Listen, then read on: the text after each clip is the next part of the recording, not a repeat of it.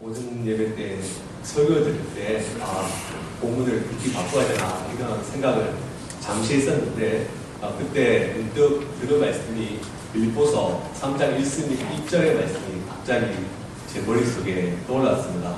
빌립보서 3장 1절의 말씀을 보시면 함께 읽어볼까요? 읽겠습니다. 시작. 나의 문제가 수천에서 조소하라. 너에게 그동안에 쓴 것이 내게는 스스로로 너에게는 안전하니라. 그 유명한 사도 바울도 같은 말을 빌립보 교인들에게 반복했습니다.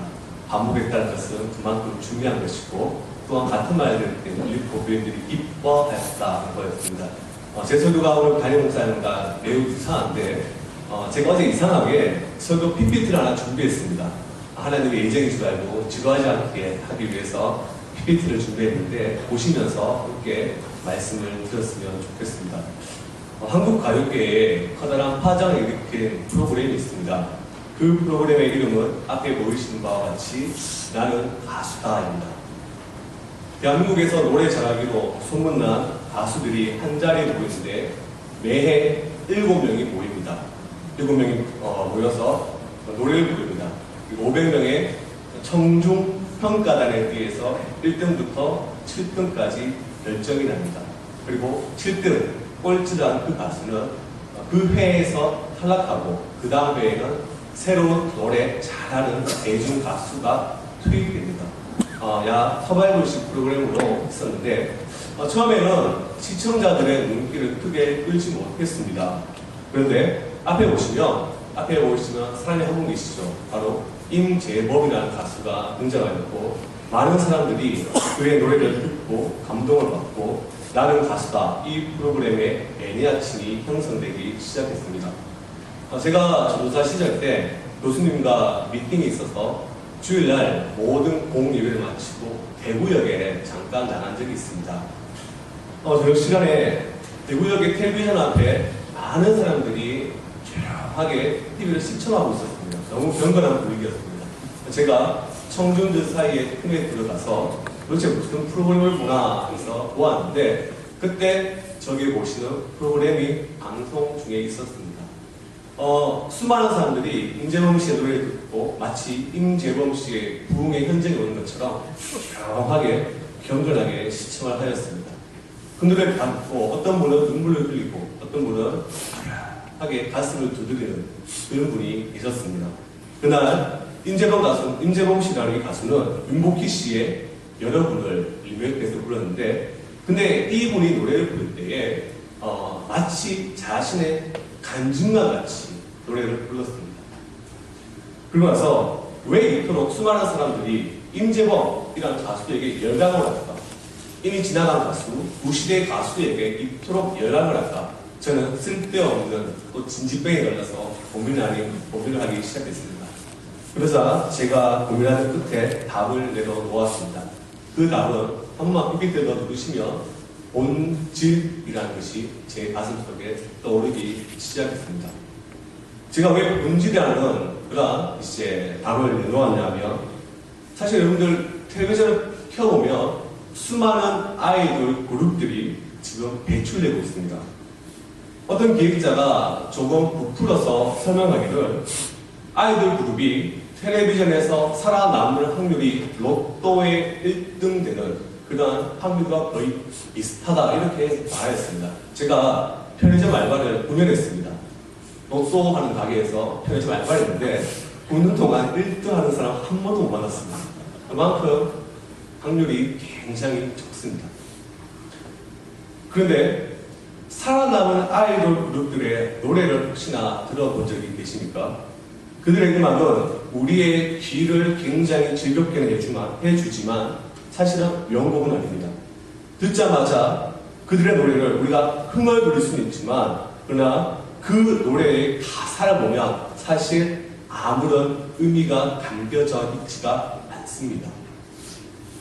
제가 중고등부 사역을 하고 있습니다. 그래서 아이들과 좀 소통을 수월하게 하기 위해서 올 연말에 2018년에 가요대전 아이들이 좋아하는 연말 시상식을 3시간 동안 앉아서 시청했습니다. 안타깝게도 3시간 동안 아이들이 부른 그 노래 가사를 하나도 이해하지 못했습니다. 제가 너무 비판적이다 이렇게 얘기할 수 있겠지만 사실은 아이돌급의 화려한 댄스 실력이라든지 그러한 퍼포먼스가 비록 지금 한국을 가요계를 흔들고 있지만 그들이 부르는 그 노래의 감정이라든지 가수의 본질은 사실상 찾아보기가 굉장히 힘듭니다. 그래서 오늘날 가수를 상품화 시켜버린 이러한 시대 속에 나는 가수다. 이 프로그램은 음악성과 가창력이 가수에 대한 본질임을 알려준 것입니다. 그리고 문득 저 또한 이러한 생각이 들었습니다. 뭐냐면 예수 믿는 나, 그렇다면 그리스도인의 본질은 무엇일까? 그리스도인의 삶의 본질은 무엇일까? 여러분들 어떻게 정의를 내리고 싶습니까? 많은 사람들이 어떠한 분은 전도다, 성교다, 어떤 분들은 11조를 내는 거, 어떤 분들은 하나님을 영화롭게 하는 거, 어떤 분들은 하나님의 말씀대로 살아가는 것 등 여러 가지 답들을 내릴 수가 있지만 이러한 사실 대답들은 굉장히 추상적이고 또한 막연하다라는 생각이 들 때가 참으로 많습니다. 그리스도인의 그 삶의 본질 또한 그리스도인의 정체성은 도대체 무엇일까? 저는 오늘 여러분과 함께 오늘 본문을 통해서 그리스도인의 본질에 대해서 함께 살펴보고자 합니다. PPT 2번 띄워주시면 먼저 본문을 함께 잠깐 살펴보도록 하겠습니다. 본문을 보시면 앞에 보시면 좀 쉽게 가겠습니다. 앞에 PPT를 보시면 오늘 읽은 본문의 내용을 두 가지로 살펴볼 수가 있습니다. 감사하게도 우리가 가지고 있는 개역 개정판 성경을 지금 보시면 문단 나누기가 되어 있습니다. 그래서 6절 하반절부터 13절까지는 12제자를 부르시고 전도자로 또 이렇게 보내시는 내용이고 14절부터 29절까지는 세례 요한의 죽음이 나타납니다. 6절부터 13절까지의 내용을 읽고 있으면 우리에게 굉장히 도전이 됩니다. 특별히 12절의 말씀을 읽어보시면 축기 사역과 또한 병든 자가 치유되는 치유 사역이 등장합니다. 이런 본문에 있는 현대인들은 전도나 선교에 대한 도전의식 또한 갈망이 생기고 12절 같은 일들이 다시 한 번 더 일어나기를 소망합니다. 그런데 14절부터 29절을 보면 갑자기 성경을 읽는 독자들로 하여금 찬물을 퍼붓는 그러한 내용이 등장합니다. 그 내용이 무엇인가요? 이미 앞에 보이는 PPT의 내용과 같이 선지자 세례 요한의 죽음입니다. 성경의 앞뒤 문맥을 보면 세례 요한의 참수형 사건은 우리에게 아무런 의미가 없어 보입니다. 굳이 없어도 될 내용이 지금 성경에 들어와 있는 것처럼 느껴집니다.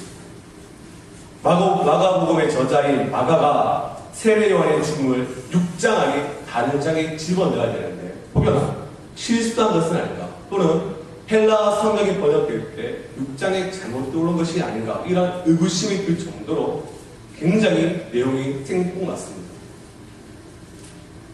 저희 분들은 하나님의 말씀에 무엇을 믿고 있습니다. 하나님의 말씀, 이 성경이 1.1핵도 틀리지 않음을 지금 암묵적으로 고개를 더 끄덕거리시면서 다 동의하실 것입니다. 자, 그렇다면 분명히 여기에 마가의 의도가 담겨져 있다라는 거죠. 다시 본문으로 와서 6절부터 13절 내용을 자세히 관찰하면 예수님께서 제자를 부르시고 그리고 10장에 마태복음 10장의 병행장이 마태복음 10장을 보면 12제자의 이름이 기록되어 있고 제자를 세우시고 제자 훈련한 다음에 전도 훈련을 시키십니다. 그 결과가 12절과 같이 또한 귀신이 나가고 병든 자가 일어납니다. 무슨 말이냐면 하나님의 나라가 역사가 강력하게 나타납니다. 사람을 낚는 업으로 예수님께서 선택하신 두 제자들이 그 일을 하는데 조금 더 부족함이 없을 정도로 그 역사가 강하게 나타납니다. 이러한 본문에 있는 우리는 이러한 생각을 합니다. 그렇지, 이것이야말로 진정으로 성공한 제자의 모습입니다. 성공하여 풍성한 간증의 결과를 내는 것이 바로 참된 제자의 모습입니다. 그래서 그런지 우리는 참된 제자를 생각할 때 성공이라는 단어를 연상합니다. 성공 뒤에 뒤따르는 능력, 성공과 함께 오는 복, 특별히 물질적인 복을 함께 생각하는 경향이 매우 짙습니다. 오늘날 우리가 참된 그리스도인, 제자에 대한 평가를 내릴 때 성공을 기준으로 평가를 낼 때가 참으로 많습니다. 이런 이해 속에서 우리 잠시 한국교회의 강단을 한번 생각했으면 좋겠습니다. 오늘날 PPT 4원을 보여주시면 교회의 강단은 보다 쉽고 보다 재밌고 보다 편안하게 흘러가고 있습니다. 그렇지 않으면 교회의 신자들은 교회의 말씀을 듣지 않습니다. 강단에서부터 나오는 말씀을 듣지 않습니다. 세상살이가 복잡한데 힘든 한국에 교회까지 와서 어려운 설교, 심오한 설교, 깊이 생각해야 되는 그러한 설교를 듣고 시간을 보낼 필요가 있는가 하는 그러한 생각까지 하고 있습니다. 여기에 성공과 부가 가미되면 금상첨화입니다. 그러기에 교회는 지금 시장의 논리의 흐름으로 흘러가고 있습니다. 시장의 논리란 대중들의 요구에 맞추는 것입니다. 대중들이 좋아하는 설교, 대중들이 듣기 좋아하는 설교, 대중들이 원하는 설교의 방식을 따라가고 있습니다. 안타까운 것은 한국 개헌교회 목사님의 설교가 한 시대의 트렌드가 되어가고 있습니다. 그러다 보니 교회는 성경이 증언하는 참된 복음과는 한참 거리가 멀어지게 되었습니다. 다음 PPT를 보시면 새 구절이 등장합니다. 70년대 중반 이후에 한국교회 성장 과정에서 가장 많이 쓰인 성경 구절입니다. 새 구절인데 먼저 욥기서 8장 7절 한번 읽어보겠습니다. 시작. 내 시작은 미안하였으나 내 나중은 심히 찬송해라. 그 다음에 마가복음 9장 23절 같이 읽어보겠습니다. 시작. 예수께서 이르시되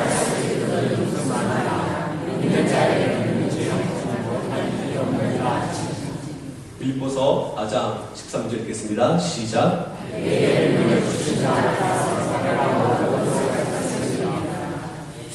이 말씀을 듣고 주저앉아 있던 사람들이 일어서서 제기의 의욕을 불태운 경우가 적지 않습니다.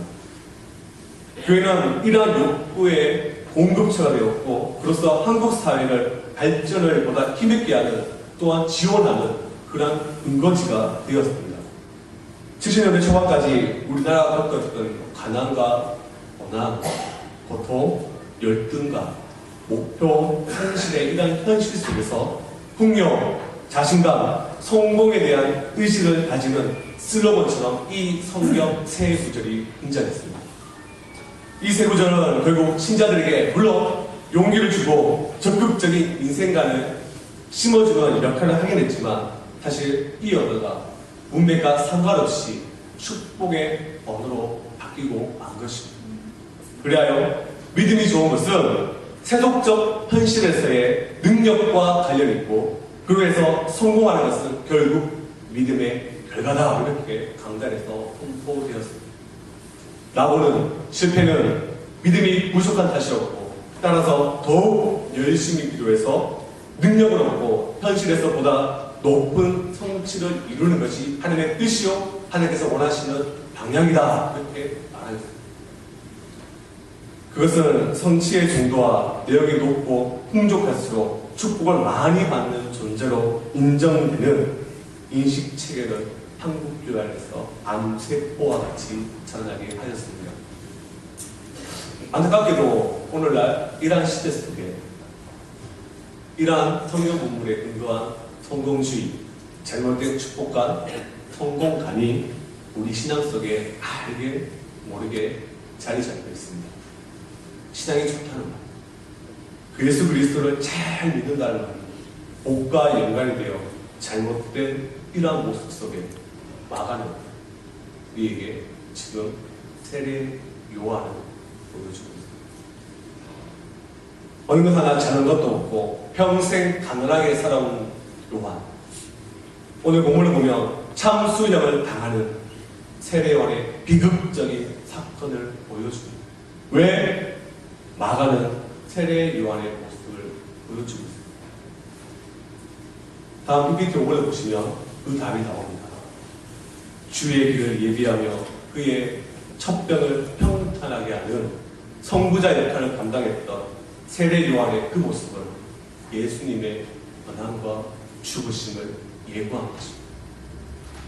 예수님의 고난과 죽으심을 지금 보여주고 있는 것입니다. 본문에서 마가는 성공한 것처럼 보이는 제자들의 길과 실패한 한 사람의 길을 지금 대조해서 보여주고 있는 것입니다. 여러분들은 세례 요한의 삶이 실패한 것처럼 보이십니다.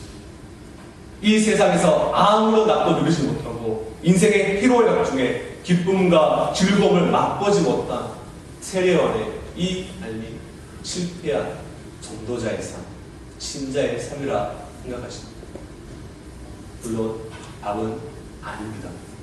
오늘날 변질되어버린 참된 제자의 모습, 성공한 제자의 모습, 성공주의적 신앙에 젖어버린 한국교회의 모습에 세례 요한은 정확하게 무엇이 참된 제자의 모습이 무엇인가를 지금 보여주고 있는 것입니다. 그 모습은 바로 고난과 죽으심입니다. 참된 그리스도의 본질은 고난과 죽으심입니다. 진정으로 제자라면, 진정으로 그리스도인이라면 그의 예승은 예수 그리스도의 고난과 죽으심에 동참한 모습입니다. 앞에 우리 살펴보았던 세 구절과 대조되는 두 구절이 등장하게 됩니다. 다음 PPT를 보시면 두 구절이 있습니다. 먼저 로마서 8장 17절 함께 읽어보겠습니다. 시작. 자녀이면 또한 상속자 곧 하나님의 상속자요 그리스도와 함께한 우리가 그와 함께 영광을 받기 위하여 고난도 함께 받아야 하겠습니다. 사도행전 14장 22절입니다. 읽어보겠습니다. 시작.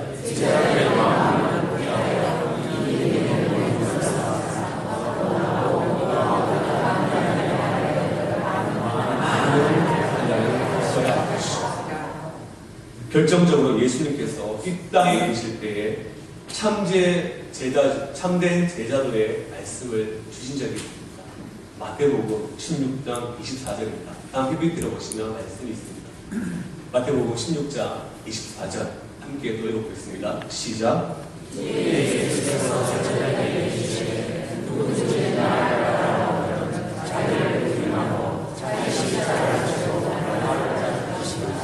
예수님께서는 지금 자기의 십자가를 지고 자기를 부인하고 따라오라. 그것이 참된 제자의 길이다라고 지금 말씀하고 계십니다. 자기의 십자가를 지고 따라오라고 말씀하고 있습니다. 죽음의 짐이요 죽음의 상징인 십자가를 지고 나를 따르라라고 말씀하고 계십니다. 십자가의 사명 그리고 소명 거기에 대한 가치의 중요성을 예수님은 분명하게 말씀하고 계십니다. 그런데 오늘날 우리는 십자가는 흐리게 보이고 물질과 축복에는 밝은 눈과 길을 가지고 있는 것 같습니다. 그러니 신앙의 본질이 무엇인지도 모르고 자기 십자가 지기를 구합니다. 십자가는 예수님의 것이고 영광의 연료가는 나의 것이다. 이런 잘못된 착각 속에서 살아가고 있습니다. 게다가 우리는 죄성을 가지고 있습니다. 죄성에 가진 대표적인 특징이 뭐냐면 뭐든지 자기의 잘못을 합리화시켜버려요. 자기를 합리화시켜버리고 십자가의 그런 참된 도를 합리화시켜버렸다. 바꾸어버립니다. 성경의 기준으로 그리스도인의 삶의 본질을 설명하는 것이 아니라 생각하는 것이 아니라 세속적인 가치관을 그 잣대를 들이대면서 오늘날 십자가를 지면 그 사람은 패배자, 나오자 이렇게 낙인 찍어버립니다. 참된 제자의 평가가 세상의 저울질에 의해서 지금 바뀌어가고 있습니다. 오늘 이 시대의 기독교는 번영, 축복, 수학이라는 이 단어가 키워드가 되어버렸습니다. 고통과 슬픔, 가난과 연약함은 우리의 것이 아니고 예수님의 것입니다. 그리고 또한 그것들은 우리에게 있어서 그런 것으로 여기고. 그러나 성경은 그렇게 말하고 있지 않습니다. 십자가는 마치 패배한 것처럼 보이지만 신앙은 거기에서 죽음을 이긴 새로운 생명의 시작이요 영원한 생명이 있음을 말하고 있습니다. 그것이 십자가의 능력입니다. 성경은 우리에게 말하고 있습니다.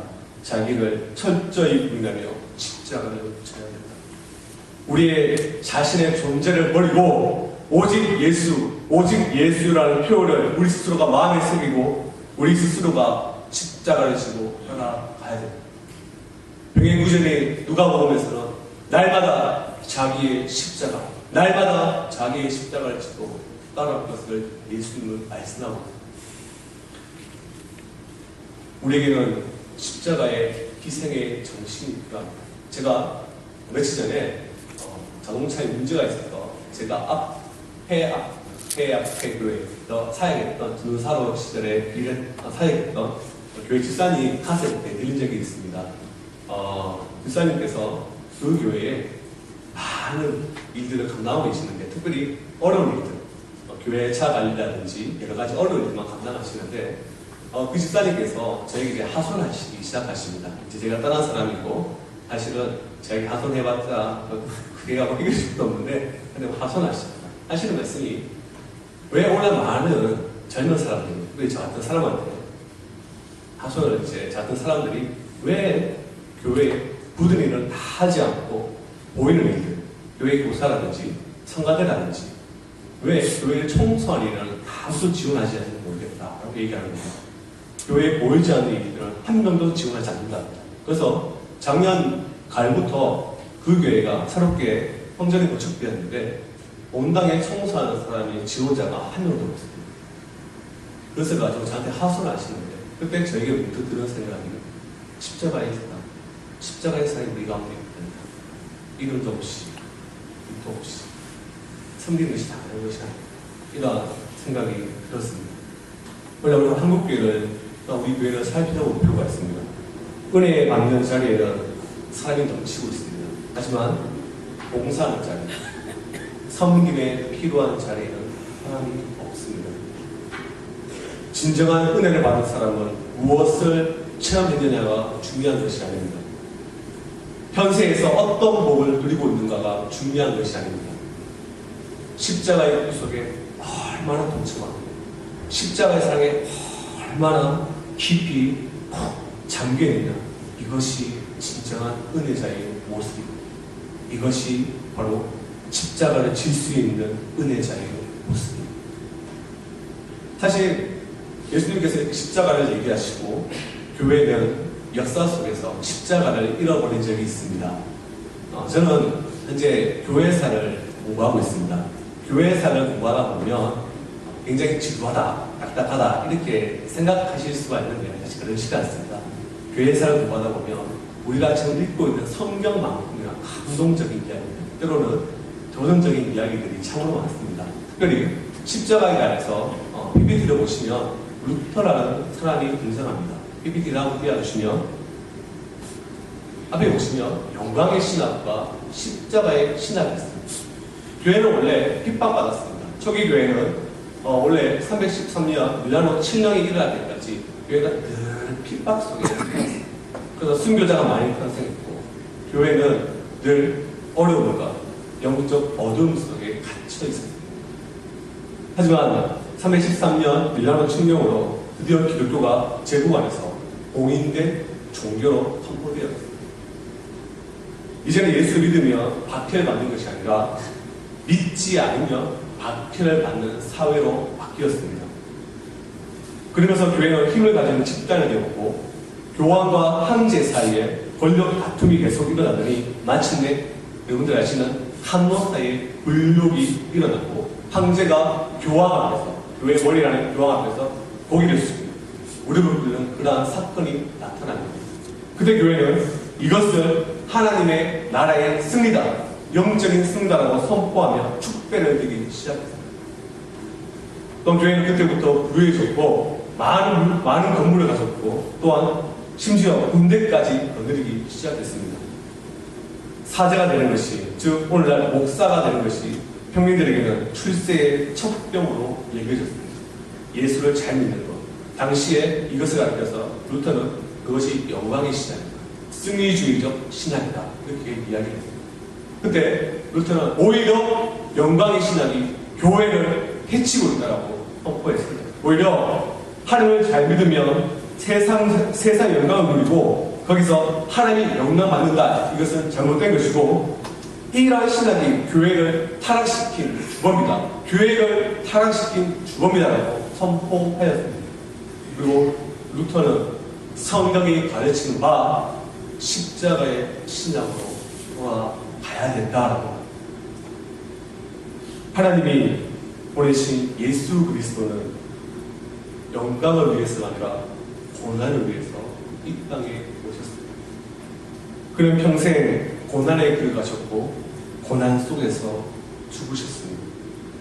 불신자는 그 십자가가 일어난 것이고 그 십자가 속에는 하나님이 계시지 않는다라고 말하겠지만, 진정한 믿음을 가진 자는 십자가를 통하여 하나님의 공의와 하나님의 사랑을 보게 됩니다.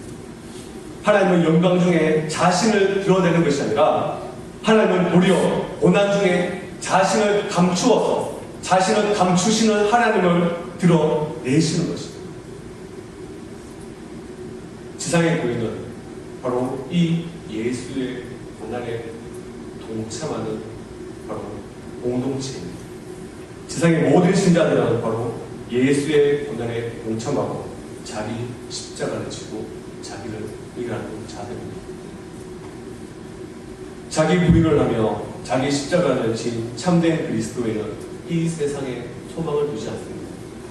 현세에서 누리는 축복이 끝인 양 오늘날 우리의 눈이 미래를 보지 못하게 하는, 위를 바라보지 못하게 하는 이러한 병든 시대에 바울은 경고하고 있습니다. 골로새서 3장 2절의 말씀을 보시면 함께 읽어보겠습니다.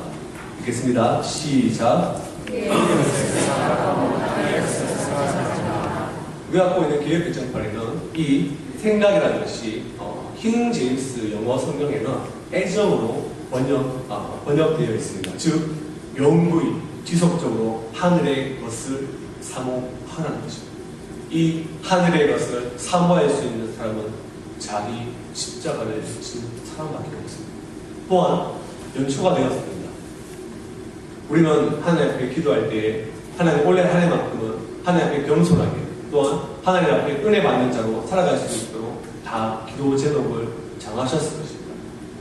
그 인간은 연약합니다. 인간은 죄성을 가지고 있습니다. 인간은 언제든지 교만을 가지고 있습니다. 이러한 교만, 인간의 죄성을 치유하는 것이 칼빈은 바로 십자가다라고 말하고 있으며, 이러한 십자가는 하늘의 하나님께서 일사로 등장하셔서 우리에게 주시는 약인데 그 약이 십자가다라고 말하고 있습니다. 십자가는 우리에게 있어 교만의 치, 우리의 죄성을 치유하는 하늘의 신비의 약입니다. 그렇기에 우리는 십자가를 지고 살아가야 됩니다. 마지막으로 우리가 말씀을 이제 마무리하도록 하겠습니다. 다음 PPT를 보시면 좋은 책입니다. 팬인가 제자인가 나도 팬이라는 책인데 여기 나오는 내용을 가지고 마무리하도록 하겠습니다. 다음 PPT를 보시면 함께 말씀을 드리는데요. 제가 읽어드리겠습니다. 팬들이 연예인을 쫓아다니고 좋아하는 이유는 자신을 만족시키기 때문입니다. 그렇기에 이러한 욕구들이 충족되지 아니하면 팬들은 등을 돌립니다. 예수님을 줬던 사람들 중에도 이러한 팬들이 무수히 많았습니다. 하지만 예수님이 그들의 호기심을 채우지 못하자 팬들은 예수님을 십자가에 못 박았습니다. 그러나 제자는 내가 가진 것, 누리는 것이 없을지라도 예수님을 따르는 사람입니다. 어떠한 희생이 따른다 할지라도 예수님과 함께 십자가를 질 수 있는 사람입니다. 우리는 예수님의 제자로 부름을 받았지 팬으로 부름을 받은 사람이 아닙니다. 우리 구미장로교의 모든 성도님들은 제자 되기를 진심으로 소망합니다. 세례요가 같이 이름도 없이 빛도 없이 묵묵히 자기 십자가를 지고 자신을 부인하며 헌신하는 그러한 삶을 살아가며 이 시대에 부름받은 참된 제자 되기를 진심으로 소망합니다.